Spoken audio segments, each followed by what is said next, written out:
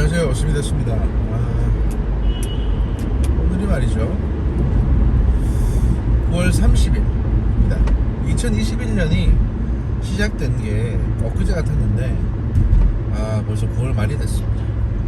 이제 10월이 곧 다가왔습니다. 문재인 정부도 거의 이제 막바지로 접어들고 있는 상황이죠.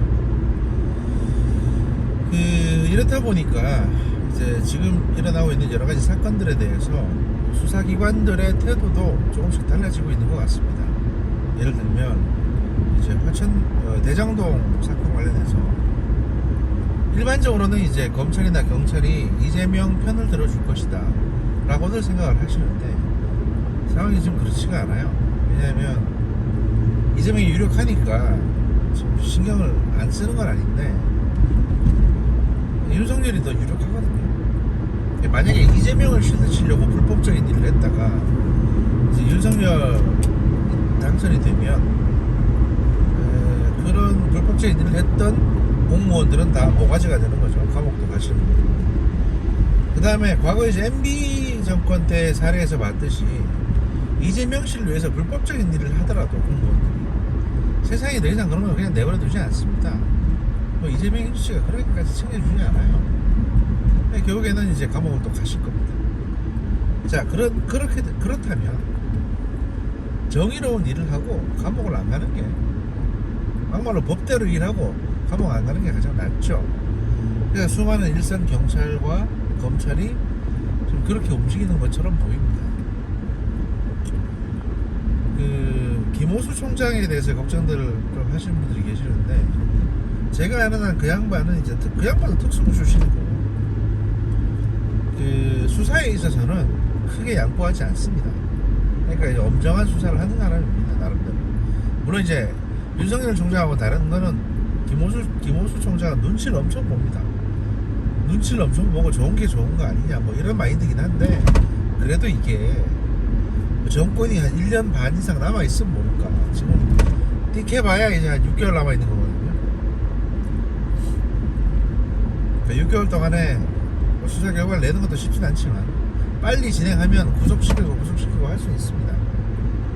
근데 이게 너무 치명적인 건이고, 예를 들어서 지금 이재명 씨가 민주당의 단독 후보가 됐다.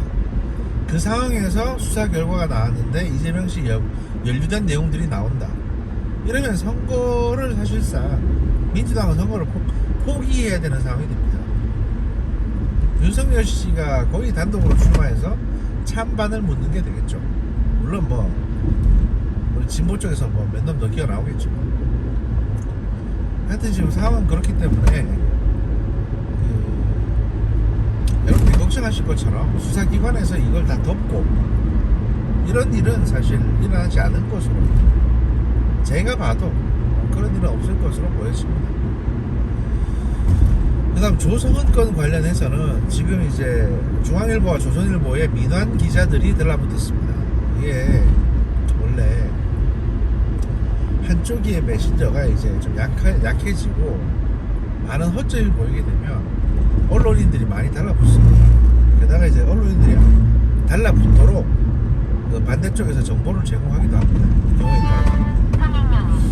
그래서 이제 완전히 지금 상어대에 둘러싸여 있습니다. 조성은 씨. 그리고 10월 5일날 조성은 씨의 마세라티가 소속되어 있는 쇼비즈팜이라는 회사에서 이사회를 열어서 조성은 씨를 해임하기로 결정을 했고요. 조성은 씨가 쇼비즈팜 이사로서 해임이 되게 되면 그 마세라티도 더 이상 조성은 씨가 운영을 할 수 없게 됩니다. 뺏긴다기보다 반납을 해야 되는 거죠. 하여튼 그런저런 식으로 세상은 잘 굴러가고 있다. 스미더스만 피곤하다. 이런 말씀을 드릴 수 있겠습니다. 제가 자주 업로드를 해드려야 되는데 사실 말을 할 수 있는 게 있고 말을 할 수 없는 게 있기 때문에 업로드하기가 쉽지가 않습니다. 그래서 이제 조금씩 좀 이제 간을 보고 있는 상황이다. 제 트위터를 많이 좀 봐주시면 대체로 그걸 보시고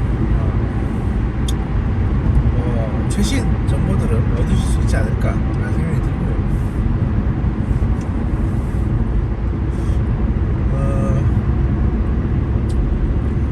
그다음 북한이 이 초음속, 극초음속 미사일을 개발을 했습니다. 이게 이제 시험 단계에 있는 것처럼 보이는데 사실은 우리도 이제 이 미사일을 개발하고 있거든요. 우리의 개발 속도가 북한보다 조금 더 빠르긴 할 겁니다. 그런데 제가 지금 말씀드리고 싶은 거는 이게 북한이 단순히 자기들의 기술만으로 개발을 한 것이 아니라 2016년 말에 대한민국의 국방부 전산망이 해킹당하면서 상당수의 우리 군의 개발 자료가 북한으로 넘어간 게 아니냐. 이거 정권 바뀌고 나면 전면 재조사 해야 됩니다. 그냥 내버려 두면 국가 안보에 심각한 타격이 오게 됩니다. 그러니까 누구 책임하에 이게 누출됐고 이거를 뭐 덮었냐 안 덮었냐에 대해서도 전면적인 재수사가 필요한 부분이다라고 생각을 하고요. 우리도 러시아한테 이제 겨우겨우 받아가지고 개발을 했는데 북한이 무슨 재주로 러시아가 주지도 않았는데 그런 첨단 군사 기술을 가지고 있겠습니까? 여기는 어디선가 훔쳤다는 얘기입니다. 걔들이 지금 개발하고 있는 많은 시스템들이 우리가 개발하고 있는 거하고 거의 같습니다. 그 말은 우리의 기술 자료들을 훔쳐가서 그걸로 지금 만들고 있다는 얘기가 됩니다. 유출된 거는 2016년 9월인가 그래요. 그러니까 박근혜 정부 때 유출이 됐는데 문제는 문재인 정부가 바로 들어섰지 않습니까? 그러면 문재인 정부에서는 이걸 철저하게 수사해서 북한을 엄중하게 문책을 해야 되는데 못한 거예요. 그래서 일을 더 키웠습니다. 아무튼 이 부분도 국가 안보를 위해서라도 정권이 빨리 교체가 되고 이런 것들이 바로바로 수사될 수 있도록 해야 될 것 같고요.